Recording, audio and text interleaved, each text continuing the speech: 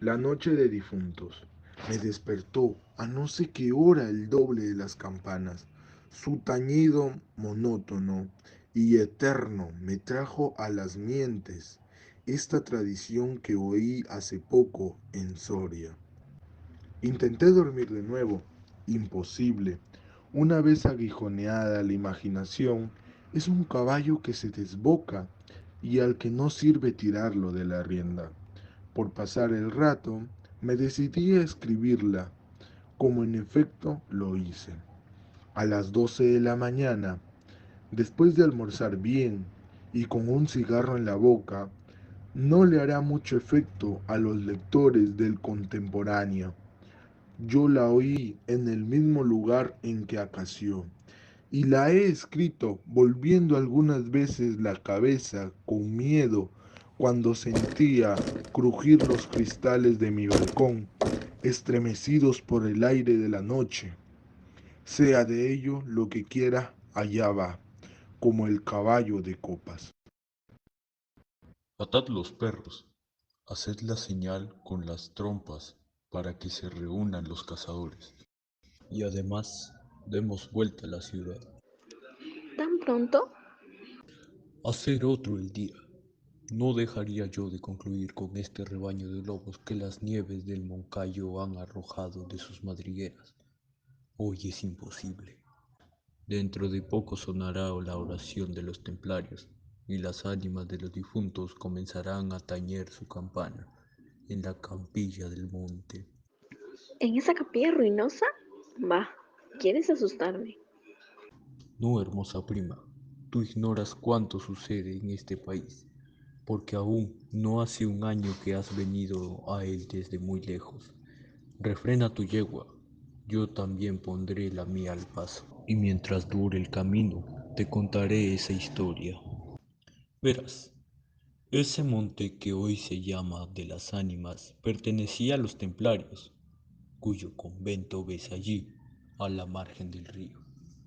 Los templarios eran guerreros y religiosos a la vez.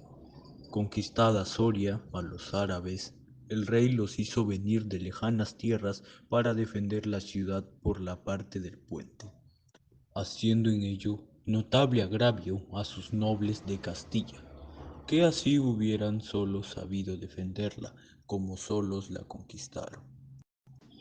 Entre los caballeros de la nueva y poderosa orden y los hidalgos de la ciudad fermentó por algunos años y estalló al fin un odio profundo. Los primeros tenían acotado ese monte, donde reservaban caza abundante para satisfacer sus necesidades y contribuir sus placeres. Los segundos determinaron organizar una gran batida en el coto, a pesar de las severas prohibiciones de los clérigos con espuelas, como llamaban a sus enemigos. Cundió la voz del reto, y nada fue parte para detener a los unos en su manía de cazar y a los otros en su empeño de estorbar.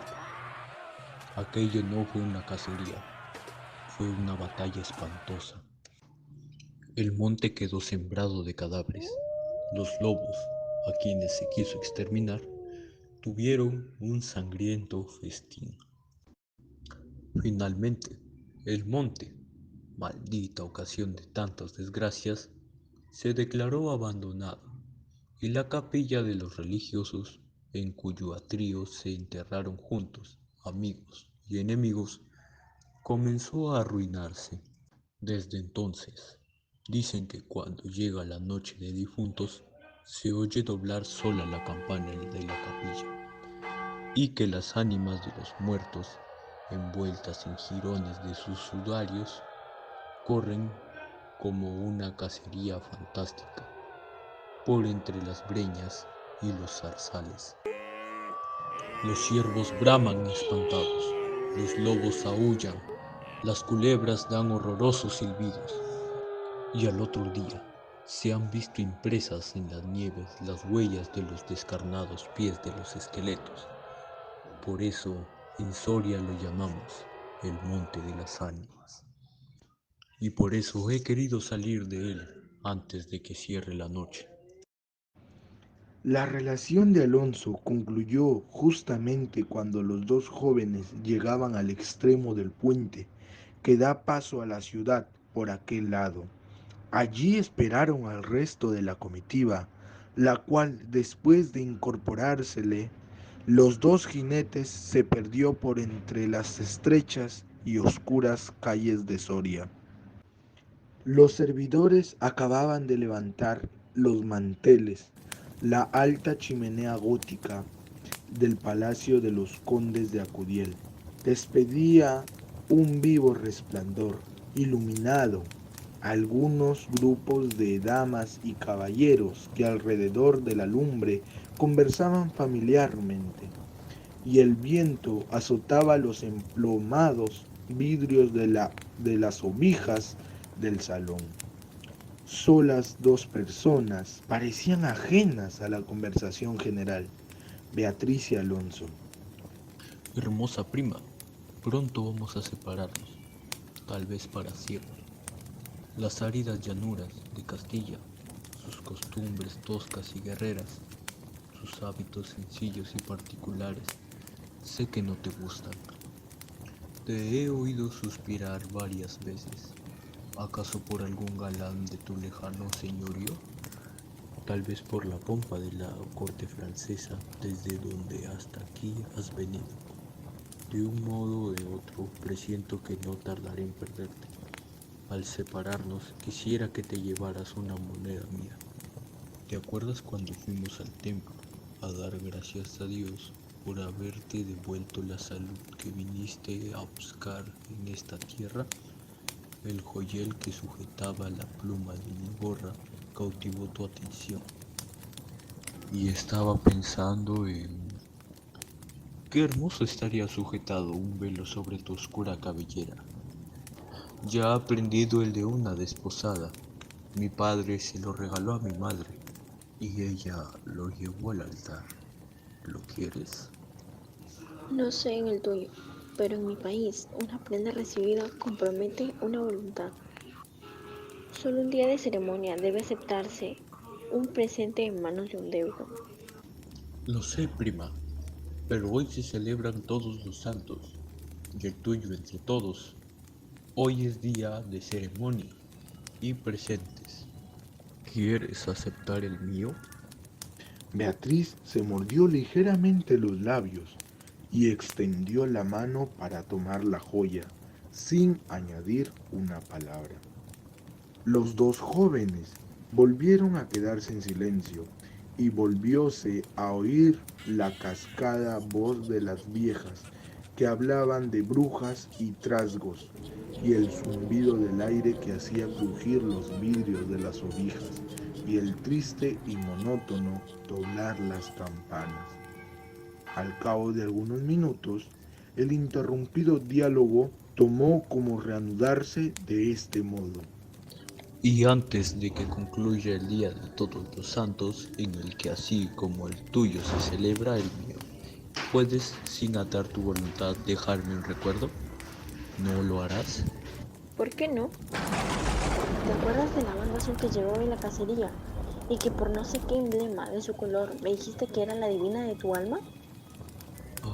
Sí. Pues se ha perdido y pensaba dejártela como recuerdo. ¿Se ha perdido? ¿Y en dónde? No sé, ¿en el monte acaso? ¿En el monte de las ánimas? En el monte de las ánimas. Tú lo sabes, porque lo habrás oído 1000 veces en la ciudad, en toda Castilla.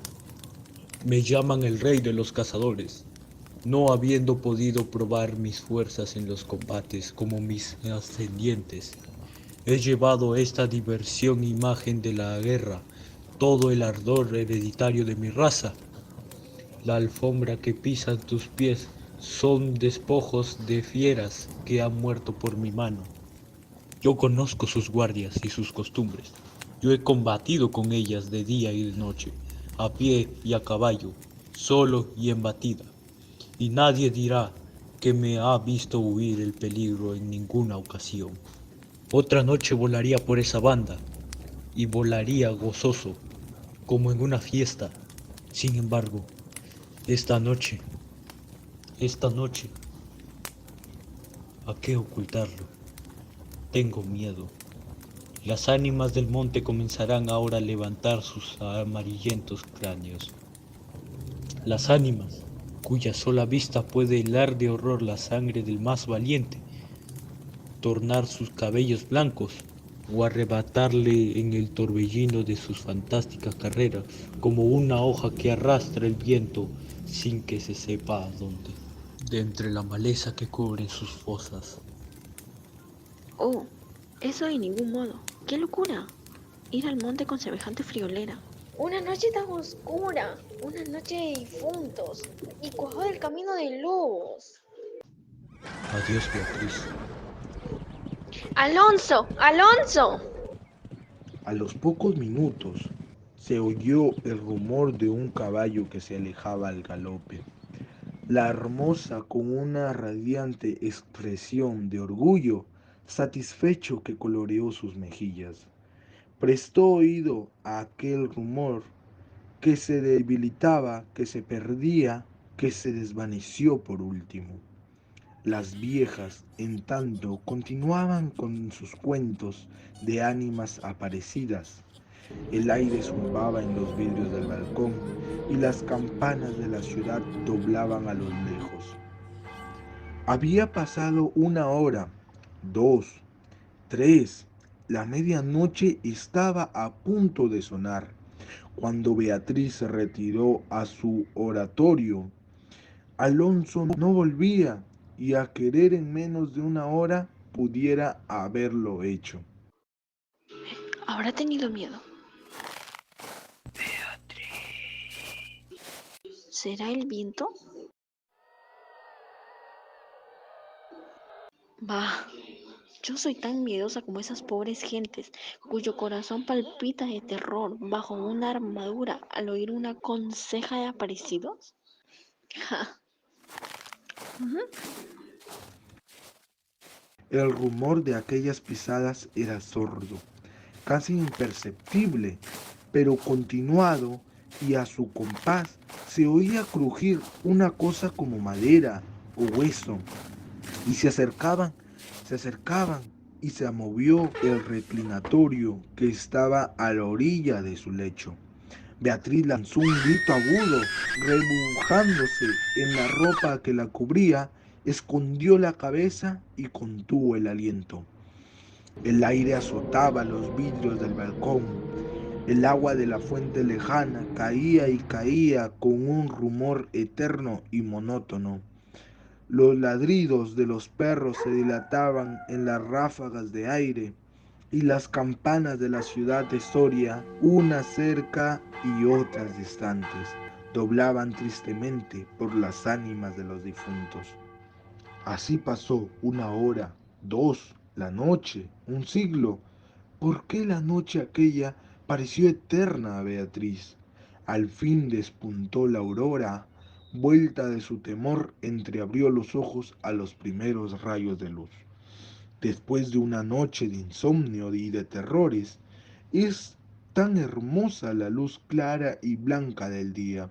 Separó las cortinas de seda del lecho, tendió una mirada serena a su alrededor y ya se disponía a reírse de sus temores pasados, cuando de repente un sudor frío cubrió su cuerpo, sus ojos se desencajaron y una palidez mortal descoloró sus mejillas. Sobre el reclinatorio había visto sangrienta y desgarrada la banda azul que fue a buscar a Alonso. Cuando sus servidores llegaron, despavoridos, a notificarle la muerte del primogénito de Alcudiel, que por la mañana había aparecido devorado por los lobos entre las malezas del monte de las ánimas, lo encontraron inmóvil, ácida, con ambas manos en una de las columnas de en vano lecho, desencajados los ojos, entreabierta la boca, blancos los labios, rígidos los miembros, muerta, muerta de horror. Dicen que después de acácido este suceso, un cazador extraviado que pasó la noche de difuntos sin poder salir del monte de las ánimas, y que al otro día, antes de morir, pudo contar lo que viera, refirió cosas terribles. Entre otras, se asegura que vio a los esqueletos de los antiguos templarios y a los nobles de Soria enterrados en el atrio de la capilla levantarse al punto de la oración con un estrépito horrible, y caballeros sobre osamentas de corceles, perseguir como a una fiera a una mujer hermosa y pálida y desmelenada que, con los pies desnudos y sangrientos y arrojando gritos de horror, daba vueltas alrededor de la tumba de Alonso.